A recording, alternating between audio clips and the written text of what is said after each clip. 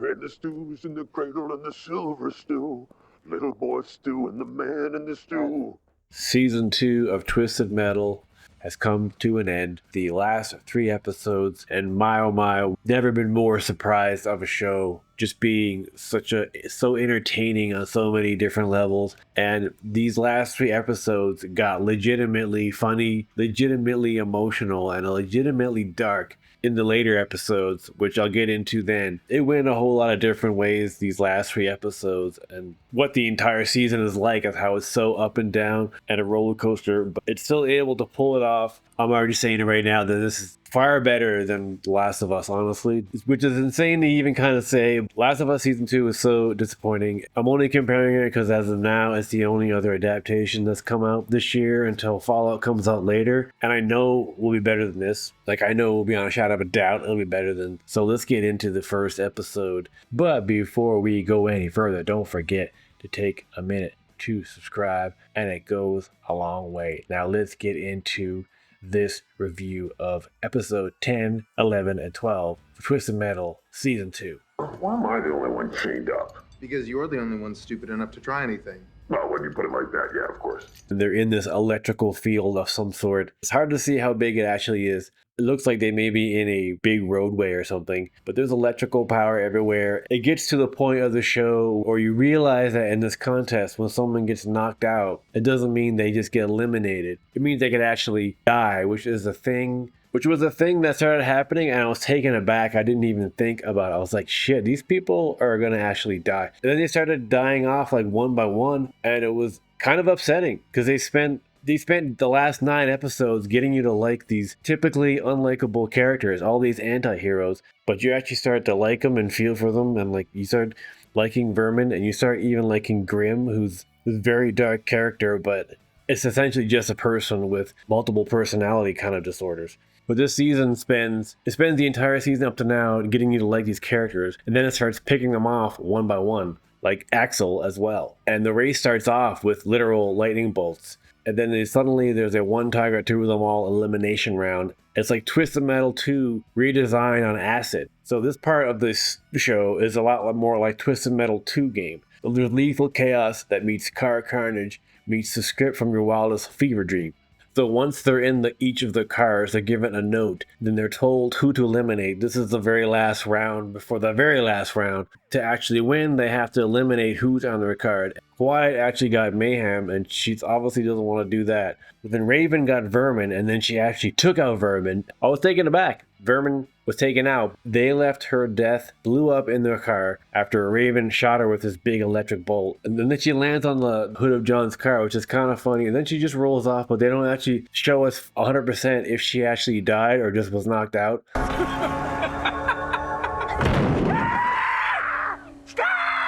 But then we have Axel, who was about to take out Quiet because that's who he was assigned to take out. But then, unfortunately, he didn't get any time with Mayhem. As last episode, they hinted at the fact that the little baby that he saved years ago was actually Mayhem. Raven was about to attack John and Quiet. So even though Raven took out Vermin, she just decides to keep taking out more people, as isn't told by Calypso whether that's a rule or not, whether you can stay in the race once you take someone out. So she just started taking out more people, and she actually took out Mayhem. She looked like she was dead. To save Mayhem and John and Quiet, Axel drives right in front of this laser beam that Raven is shooting out of her vehicle. She's able to like harness the electricity with her car and use it to shoot at them. Axel takes the full brunt of the shot and then just dies right there in front of him. So him and Mayhem never got their chance. He dies, and heroically to save John, Quiet, and Mayhem. But cue the waterworks. But while all this is happening, Sweet Tooth, Grim, Stu, and Mike are actually back with Calypso, and they're not part of this race because, according to Calypso, Mike broke the rules by killing. According to Calypso, Stu killed Dave against the rules to kill outside of the contest. He playing it, but he's just like, okay, the new stuff. Stu tried to explain that Dave accidentally killed himself while he was trying to attack Stu and basically eat him. And they had this crazy scene where Stu has to bite again Mike's butt because Stu bit Dave's butt when they were fighting. So then they had Stu rebite his butt, and it's kind of weird. But eventually Stu convinces Calypso the actual truth of what happened, which was that. But then Calypso accuses Mike. In the end, Mike suddenly just goes, that explains the finger I found underneath Dave's pillow. And then Calypso and Stu are just all... Yeah, I guess that would explain it. What? So Calypso, who's basically gone full supervillain these last 3 episodes, just stabs Mike in the shoulder. You should have told us, and then just stabs you. After Mayhem wakes up from the accident that they kind of almost made it look like she may have died, she hears John and Quiet talking about not letting her come with them to continue on, and to say that, John and Quiet are saying that essentially they want to keep going, but without Quiet, just without Mayhem, to keep her safe. Not in any rude way, but Mayhem, who was about to go in there and tell them about what she saw down in the basement. She followed. So episode 10 was another roller coaster of starting off with another car battle where characters from the show actually die, and you kind of are taken aback. You don't think about the fact that they're gonna actually die.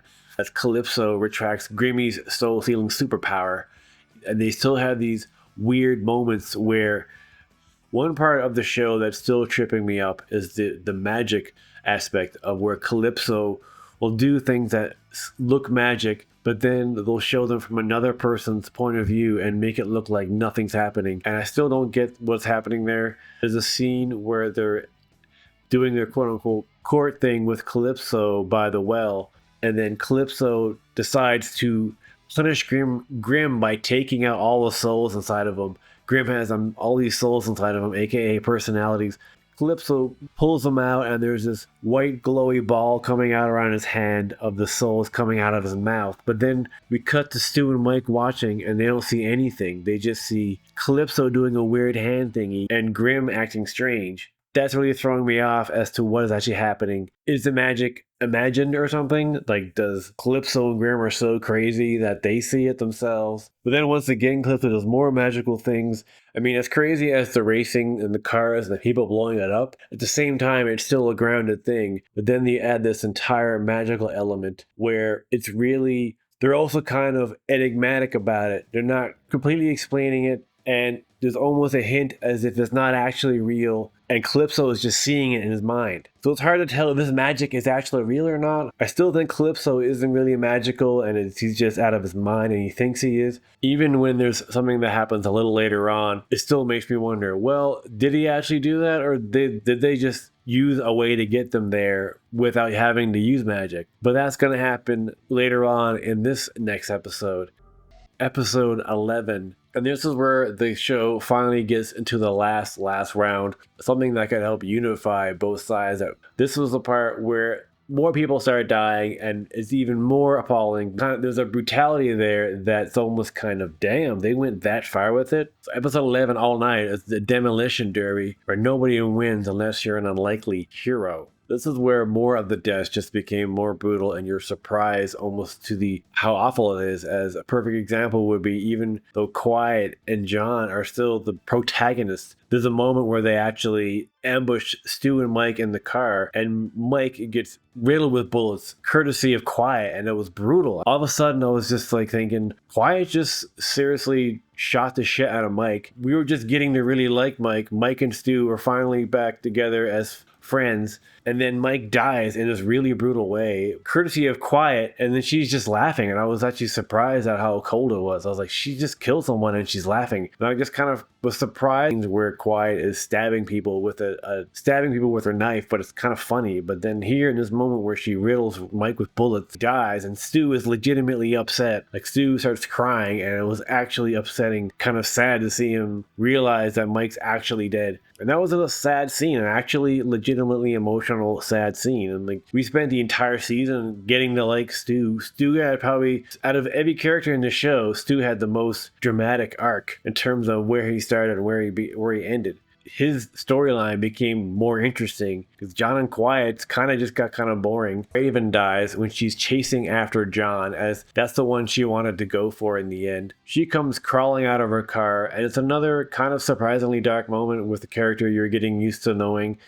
especially since they opened the entire season with flashback with Raven, which I always thought was weird. We didn't realize this season there's going to be a different Raven, and they reveal the whole there's different Ravens all over the world. Basically, we circle back to the opening where Raven loses her friend Kelly, playing a joke on some friends, playing a joke on some people at a party, and then she comes out of the car, she's all bloodied up, reaching out to Kelly, and then she just dies. And again, that's kind of brutal. Raven wasn't exactly the most likable person on the show, but she had her moments where she was acting somewhat human, and they really were able to do that with all the characters, which was all these anti-hero characters that you shouldn't like, or characters that they took from the games. Like you have Sweet Tooth, who's a homicidal maniac, but he's still so funny, and the way that Samoa Joe and Will Arnett work together is really awesome. The Minion shows up as we finally realize that what Calypso was working on last episode is this big hulking beast of a thing. It looked like an extra from a Mighty Morphin Power Rangers show or something. This big hulking beast with this suit on that wasn't sure if it was a suit or their body. It was almost kind of confusing as to if it was a suit or not. But just as the Minion is about to attack John, Quiet takes him out. Cue Minion, the game-style final boss, running on foot. Pummels Sweet Tooth, tosses John like salad. John sacrifices himself to save Quiet by pulling his roadkill in front of hers just as John is taken out. We have another dramatic moment. John flies out of the vehicle and crash lands. Once again, they make it look like he may be dead. And it was a pretty emotional moment again. I knew that they wouldn't actually kill off John, as they set up Anthony Mackie to be the main protagonist. As a protagonist, sometimes John would just kind of fade into the background when you suddenly started finding other characters like Stu or Vermin more interesting as they go through these really interesting arcs. And you see the human side to all these people who are homicidal maniacs, even grim. There's multiple they're killing them and laughing, and it actually seemed a little kind of awful on their end. Surprisingly harsh from coming from the two main characters that you're supposed to like. The relationship between John and Quiet still doesn't feel real. They always had good chemistry as people who were like friends, but then they got closer and started going out, which almost felt cliche, the fact that they actually did that. They hate each other at first and they're enemies, but now they're in love kind of thing. That's a very old cliche thing to do, but I just don't buy it. But you still root for them individually and you still want things to work out. Back to the end of the demolition derby moment where we realize that Stu didn't die. As their car crashed, he passed out, wakes up. Pretty emotional moment realizing that Mike is dead. But then he gets out back into the tournament, not realizing that everyone else has already gone. Calypso gives the one more chance, are you sure? And we see that Stu's dream or wish was to just be somewhere safe with his best friend Mike, and that's it. Calypso snaps his fingers, and now suddenly Stu and Mike are in outer space. And this is another one of those moments where did Calypso actually snap his fingers and fly Stu and Mike to space immediately? Or did he just snap his fingers and then they got knocked out? He knocked Stu out because Mike was already dead, and then transferred him into space, and then he wakes up. So that's something that could have happened. Still, the whole thought of the fact that Calypso just snaps his hand, Stu and Mike are in outer space, that's just a little step too far in terms of believability. The whole magical thing, still, there's something about it that makes me think it's not real. But then he's snapping his fingers and suddenly Stu is in outer space. Though there's still the possibility that he just knocked them out and they were brought there. It still ends awful for Stu as he wakes up floating in outer space inside this capsule, and Mike's with him. And for a moment I thought, well sweet, maybe they'll bring Mike back to life. She brings Stu in outer space with the dead Mike, which is pretty dark as Mike is just still dead, floating in space right in front of him. So it's a pretty awful moment for Stu where he looks out the window and realizes he's floating above Earth, freaking out. And then the show gets even darker at the Derby ring where Stu just won.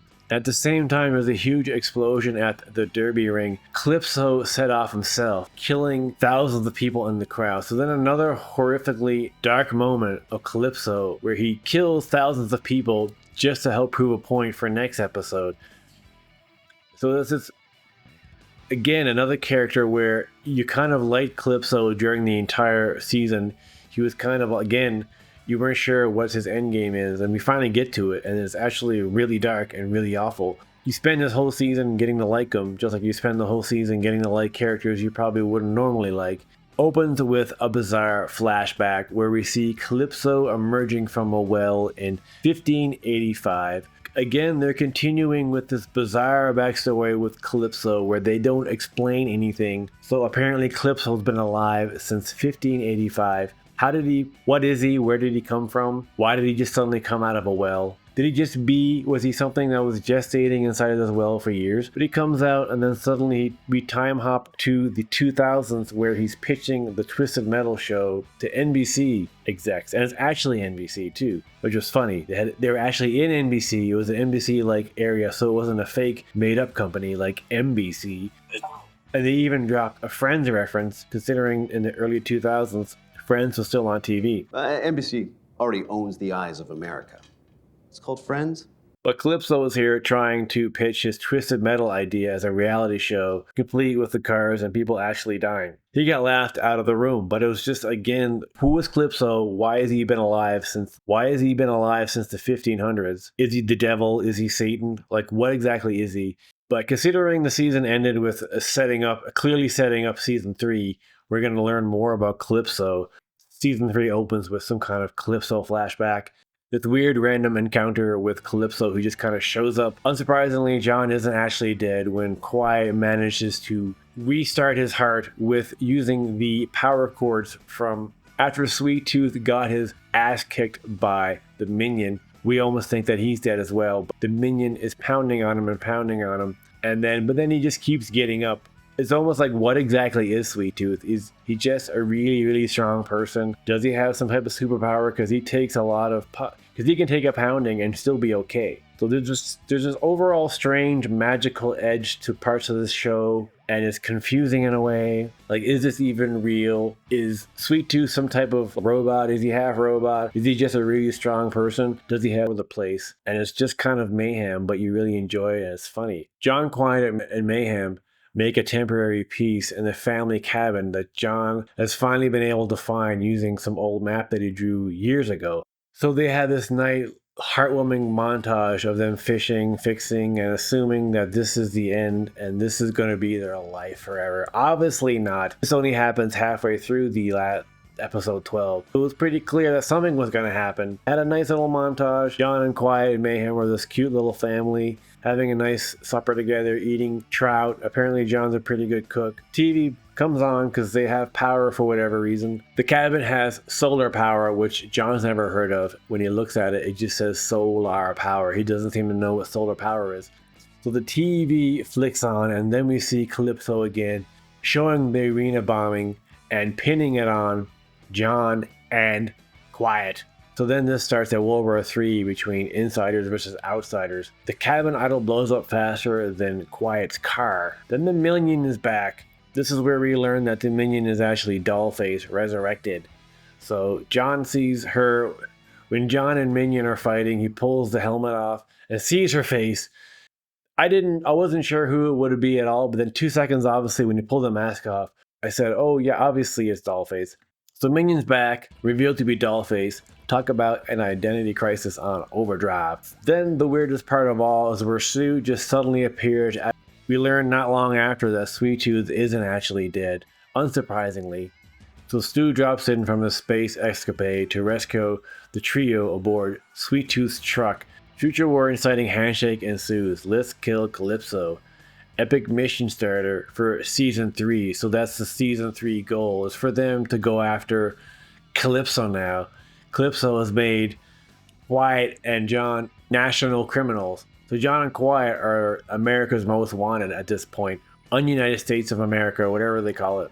John and Quiet has been branded as national criminals on the run. And then there's actually 2 post-credit scenes. I almost didn't see if I hadn't pressed the button to end it just a few seconds earlier. But we see that Sweet Tooth is alive, being dragged to Charlie Kane. We see that Sweet Tooth is alive and being dragged along in a car, and we learn that he's being dragged to Sweet Tooth's dad. Was that something that was mentioned before, that Sweet Tooth had a father? I don't know. Sweet Tooth obviously was looking at Stu as his son, and at one moment it was a father-son relationship before they drifted apart. But here we learn that Sweet Tooth has a dad, and he's going to be brought to him. as his dad, whose name is Charlie Kane, according to game lore, proud of his son and wants to see him. Then there's another post-credit scene in a lab that makes no sense to me, and I can't even really explain what I saw other than the entire show ended on the scene of some type of glass cage, and I don't even know what they're hinting at because it's probably something from the games that I don't know. I was looking at it and it's like some type of cage to John Doe's sister and Dollface and Quiet's friend, and it actually comes with a pretty emotional weight, and they're using something that's directly from video games in general, not just Twisted Metal, but video games that have final bosses. And the twist with Sweet Tooth near the end, learning that he has a, but in the show we learn that he has a father. He's, I'm sure, longing to reconnect with his father, and now it's dumpster-bound emotional warfare, sibling drama, and demonic mechs. Emotional being able to go full-on wacky and be funny, and then legitimately dark, and then legitimately emotional, and it goes all over the place in terms of emotion, and it continually surprised me of how the season just got better with each episode, or with each episode drops of 2 at a time. I feel season 2 is way better than season 1. I personally feel, maybe you don't agree, but I think it will be the ass and the clutch and to keep gaming. Silver stew, little boy stew and the man in the stew.